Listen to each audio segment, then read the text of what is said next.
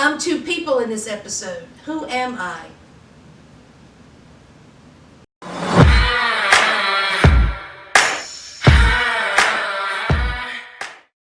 Hi friends, welcome back to my channel. I'm here to do a review of Life After Lockup / Love After Lockup.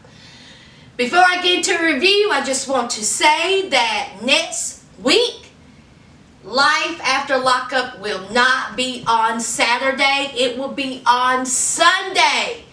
I will upload it Sunday. I don't know what time, okay? Just be looking out for Life After Lockup, Love After Lockup will be uploaded next Sunday because I have my nieces coming in next week and they're not leaving till Saturday and we're having a cookout at my dad's. So Life After Lockup will be uploaded Sunday of next week. So just so y'all know, Sunday, okay? So let's get into it. Y'all like my thumbnail? Do y'all know who the two people I was talking about? Figure it out. Let's start off with crackhead Tracy and Clint. All right. Clint is working. I guess that's his parents' meat shop. Is his dad a butcher? Is that what his family business is? Honey, that meat was looking all types of good. I was like, all right now. Did Clint wash his hands, y'all? Did Clint have on gloves? Did he have on gloves? Did he wash his hands? I didn't see that. We're just going to say that he washed his hands because did he have on gloves? Okay, anyway. So Clint, he's talking to his dad and he was like, listen, can you talk to, mom and see if she can ease up a little bit, on, meeting Tracy because Tracy really wants to meet you guys. She's my wife. She's doing good for herself. 30 hours, she's off of probation. And so his dad was like, listen, it ain't that easy. Okay? Look at what all she has done to you. You're going to take your mama some time. She is upset. So you might as well back off a little bit. So here comes, Clint. He's still whining and, because he wants desperately for Tracy to meet the family. Just desperate. Meanwhile, he done sent Tracy shopping. All right? So Tracy, 30 hours for being off papers. She goes into this store.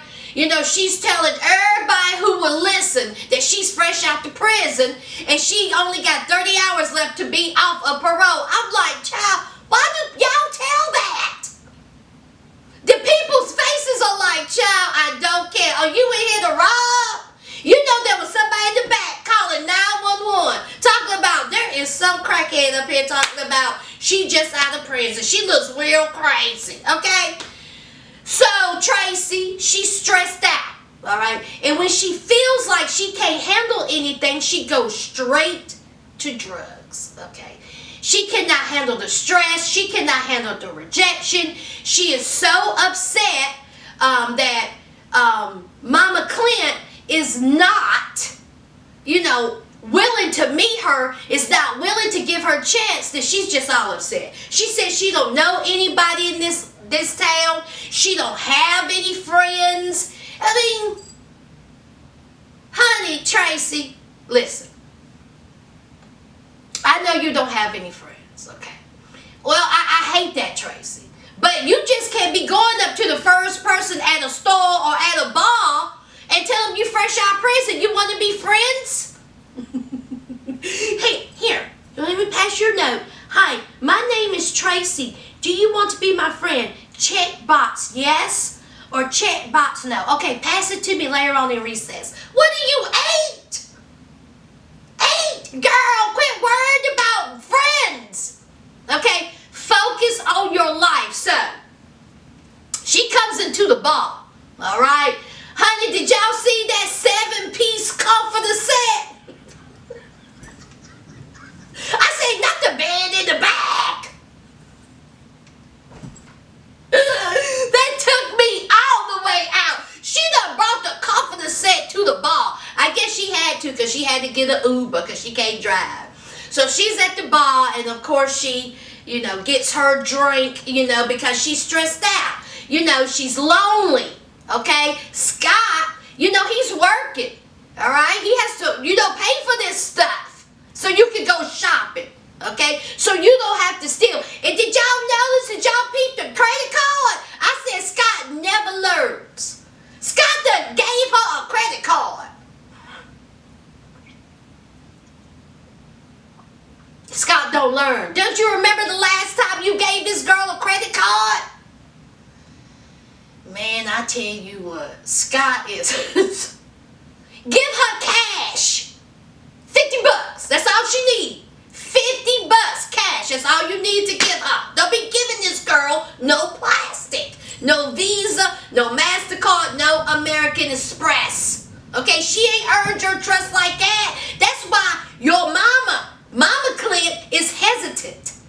Because of foolishness like this. So she's at the bar and she done got her drink. So, meanwhile, Clint's at work and his dad was like, listen, I talked to your mom and she is willing to meet with Tracy. Child, what did Papa Clint do to Mama Clint to make her bend like that? Papa Clint got that magic stick. I got the magic stick. Honey, Papa Clint was like, we gonna meet her now. Now that's it. I said what I said. So of course Clint, he was ecstatic. Okay, this is what he wanted. He wants Tracy and Mama Clint to meet up, make Tracy happy. He's just trying to keep everybody on the level playing field, everybody calm, because he does not want Tracy to relapse and go back to prison. So he gets home. Tracy is nowhere to be found. Okay, no text, no phone call. Of course, Clint, he goes into worry mode, and I don't blame him. Because we all know what happened last time. Tracy didn't show up. Tracy out there sucking peen for a nickel and a dime bag.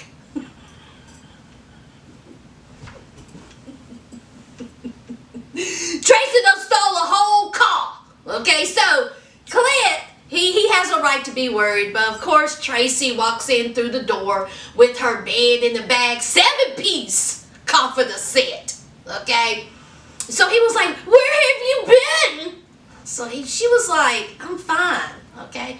I just needed, some time to myself. And then here's Clint. You couldn't call me. You couldn't, let me know. I'm sitting here worrying. I've been smoking 18 cigarettes within 5 minutes, okay? I need to know that you're okay.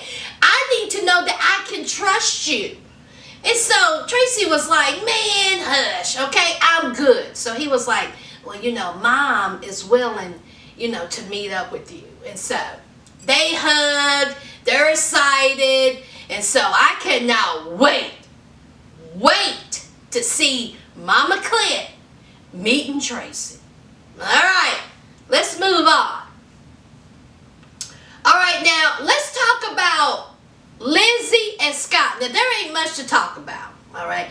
Lizzie's talking to Jasmine. Jasmine coming over with some Mexican. All right, so Jasmine was like, hey, Mom, how was your date? And so, honey, she told her, crash and burn. Okay, now Lizzie is said now still in the prison mentality. She is making homemade cheese sauce. Now, this must be another, menu off of the prison cookbook.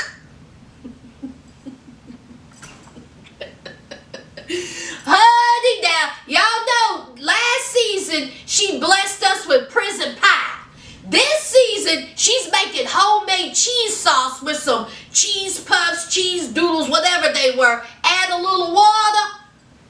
Ba-boom. Cheese sauce. I tell you what.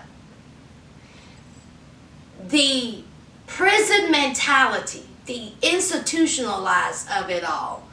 Wow. Here she can literally purchase cheese sauce. And she's making homemade cheese sauce because that is, automatically where her mind goes. Did you see how Jasmine was looking at her mama? Crunching up those cheese puffs, whipping that. She was whipping that around like it was icing. I said,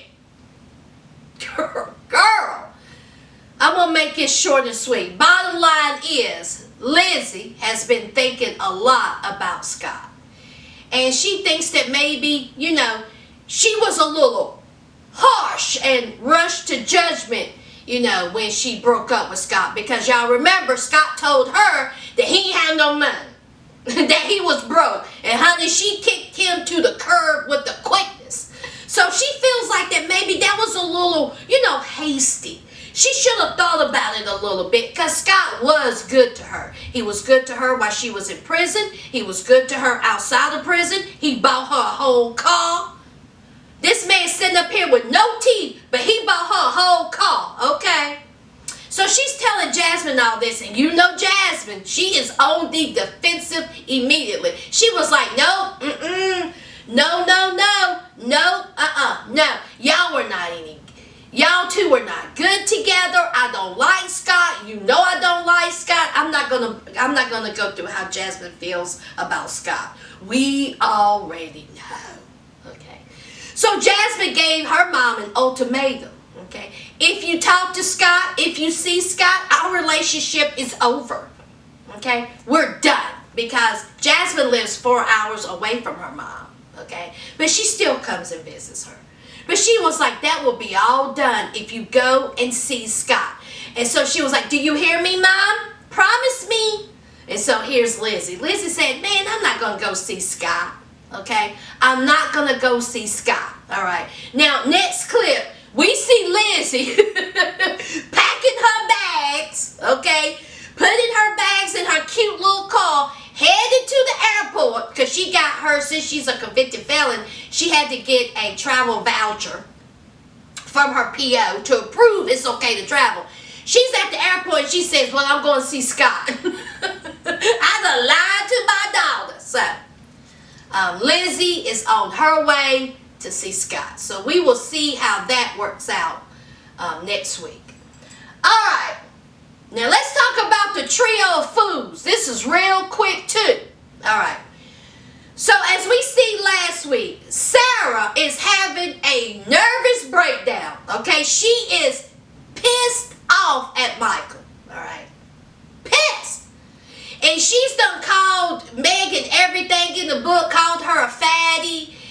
Said, go be with her fat ass, all this stuff. So Michael was like, all right, well, what? Okay, what do you want? You want a divorce? You want a divorce? And so here's Sarah. Listen, is it you with your girlfriend? You with your girlfriend? Here's Michael. I don't have a girlfriend. Let me just make this short and sweet to everyone. For everyone that has said that Michael loves Sarah and Michael loves Megan, go play in traffic. All right? No. Michael does not love Megan. Michael does not love Sarah. Okay? When Sarah was screaming at that phone, shades was tilted to the left, hair all over her head, spitting, face red, screaming at Michael. Okay? 9 months pregnant with your child. Michael kept saying, I don't have a girlfriend. So what? We went out to eat. Okay? Meanwhile, he's telling Megan a whole different story. Michael is a piece of shit. Bottom line. Okay? Did you notice what he did after they hung up? After your wife, who was carrying your child, did you see that face he made? He was smirking.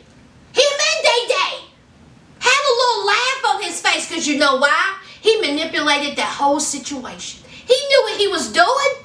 He knew that if he gets Sarah upset, okay, she didn't want to see him, all right? Instead of him manning up and saying, look, Sarah, I don't want to be with you, okay? I want to be with Megan. We getting a divorce. He can't say that. He cannot say that because he ain't a man, all right? He don't love Megan. He's using Megan.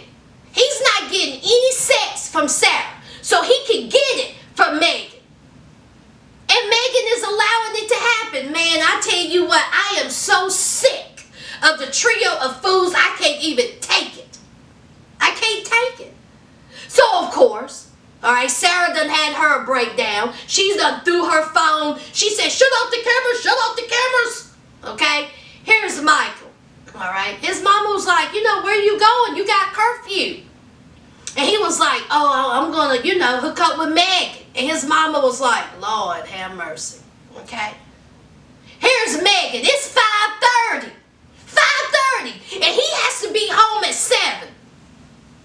Okay, here's Megan willing to pull up and pick this boy up. He ain't a man. Pick this boy up. Married man. Wife, 9 months pregnant. Megan, you are a fool, You picking up a grown man who has a curfew. So here comes Day Day talking to Megan. And she was like, listen, I'm trying to keep my brother on the straight and narrow. I'm trying to keep him out of prison. Now, his curfew is at 7. He needs to be back home at 6:59. You understand what I'm saying? We good? So here's Megan. Yes. So they go back to the hotel room. I ain't seen the Nash shower. Now, his balls are stuck to his inner thigh. Smelling like moth balls up there trying to get a little coo. What is going on here? So they're in the hotel room, all right? And he keeps saying, I only got 30 minutes. 30 minutes? How long does it take to get back? Somebody, they're going to take a shower together. You better get a shower because he haven't had one. All right? So on the way to the hotel, he's questioning Megan if she done slept with someone while he was locked up. He was like, well, girls, they tend to, sleep around when their man is locked up. Here's Megan. No, I haven't. No. And then in the confessional, Megan was like, don't ask me. She's real different in the confessional than she is around this piece of trash. Okay, Michael is a piece of trash. And then Michael laid back cigarette smoking, okay, looking like he haven't washed in 5 years, trying to ask her, is she sleeping around? So is that the secret? We done figured out the secret, y'all, okay?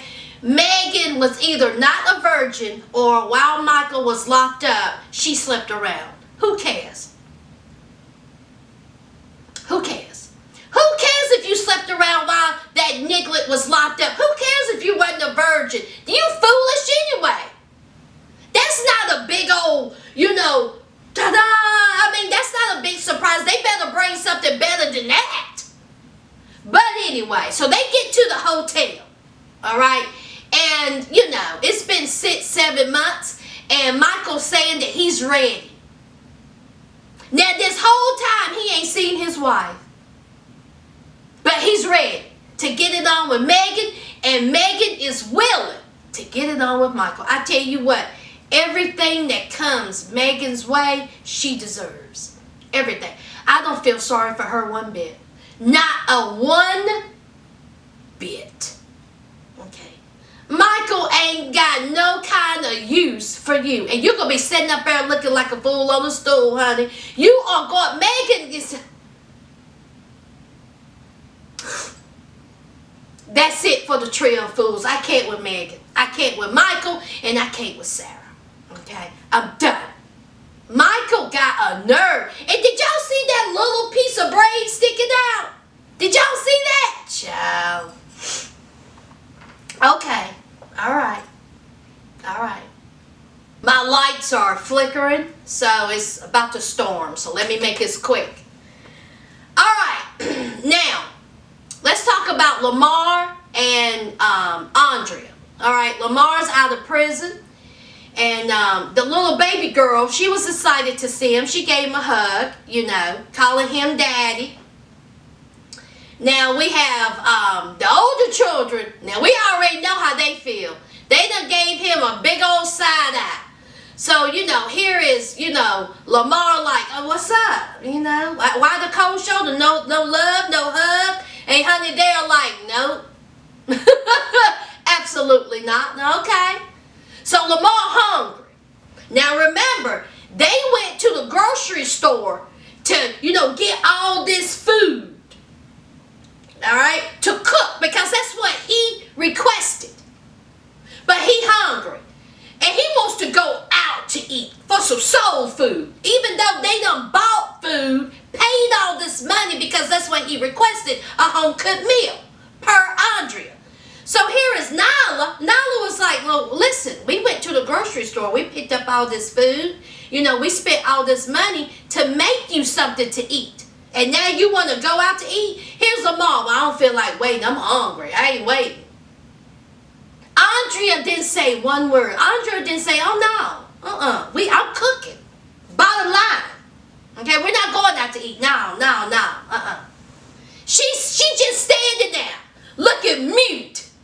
I'm like, so Nyla, she was like, I think this a little rude, Here we done spent all this money. We're going to cook you something to eat. You're not even appreciative of it. No, Nyla. And why is a 14-year-old girl telling that to her stepfather? Andrea is standing there looking mute. Like, didn't say a word. I said, Lord help.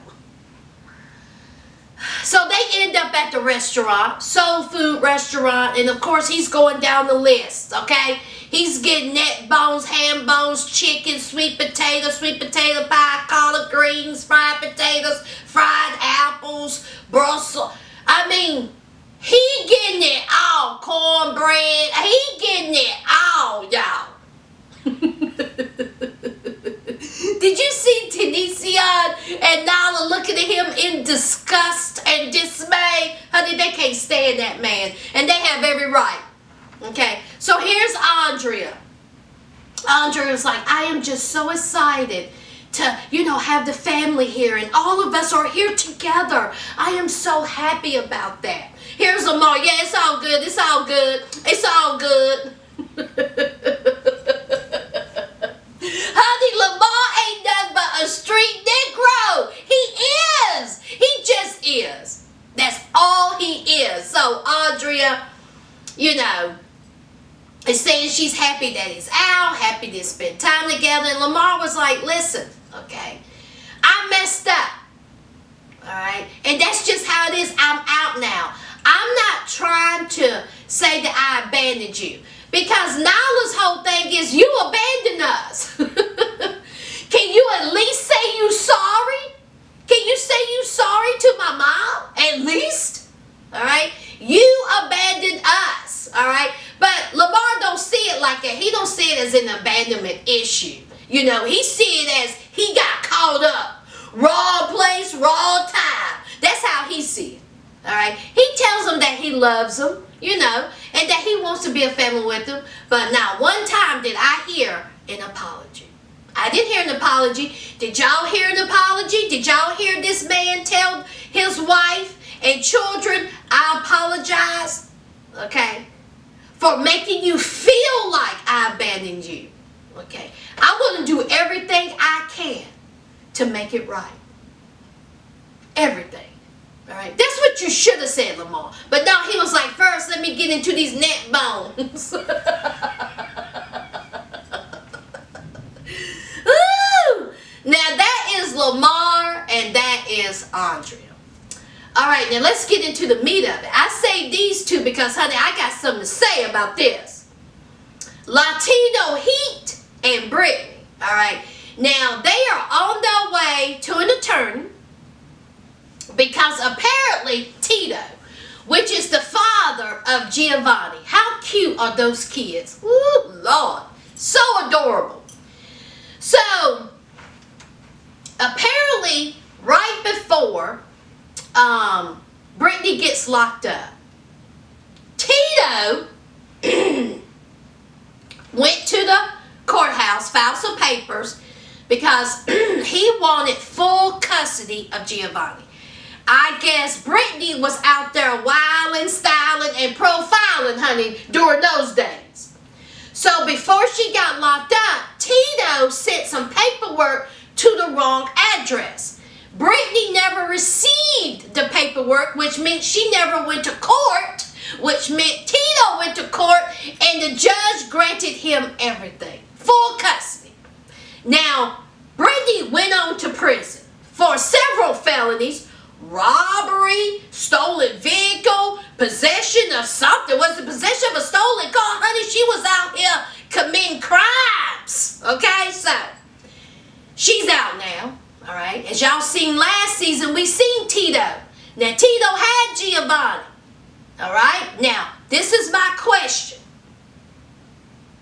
Who was taking care of Tito? Who was taking care of Giovanni while you, Brittany, was in prison? I need answers. Who? Who? Who was taking care of Giovanni while you was in prison for 2 years? Was it Tito? Was Tito taking care of his son? While you was in prison for robbing banks, breaking into homes, stealing cars, just doing drugs, wilding out. Now you had 2 kids. Now you had to give up 2 kids already while you was a teenager. Okay? You put them up for adoption. Now I like you, Brittany, but let's keep it real now. Okay? I need to know who was taking care of Giovanni while you was in prison. If it was Tito, girl, you better sit down somewhere. And in the back of my mind, I think she knows, because you notice she is saying, I just want some rights. Okay? I want 50-50.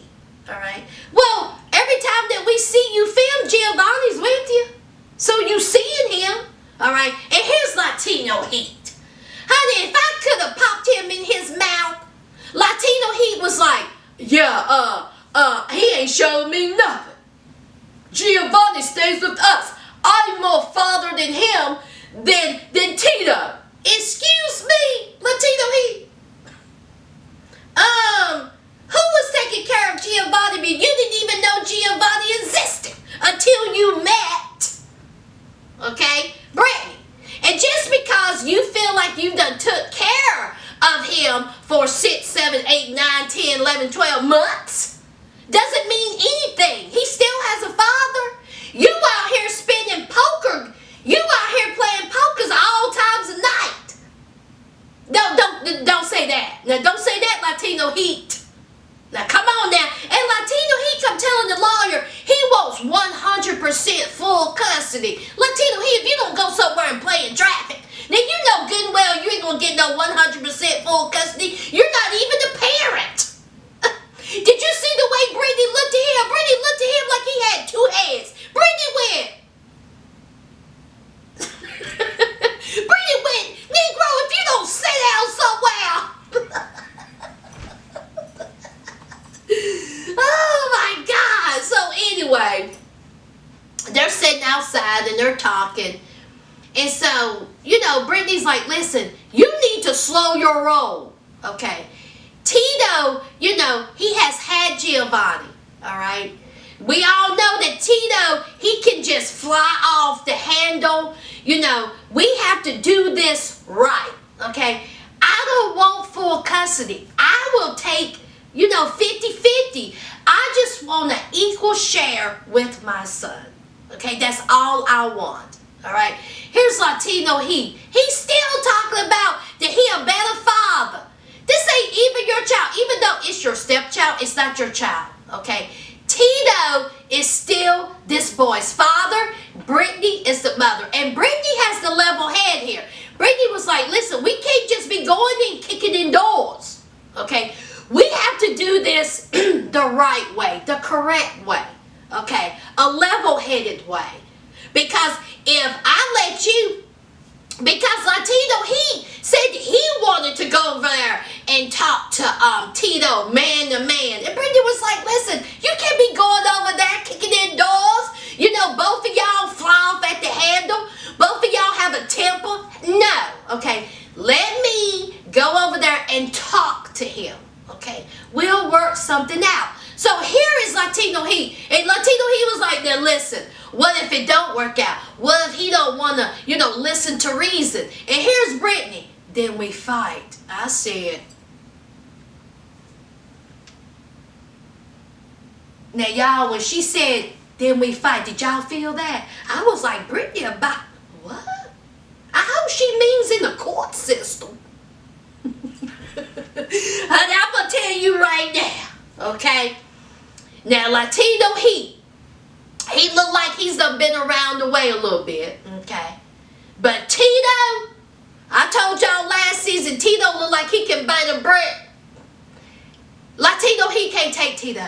Tito looks like he will fight until he is till death. You can't take it, Latino he. Stay out of it.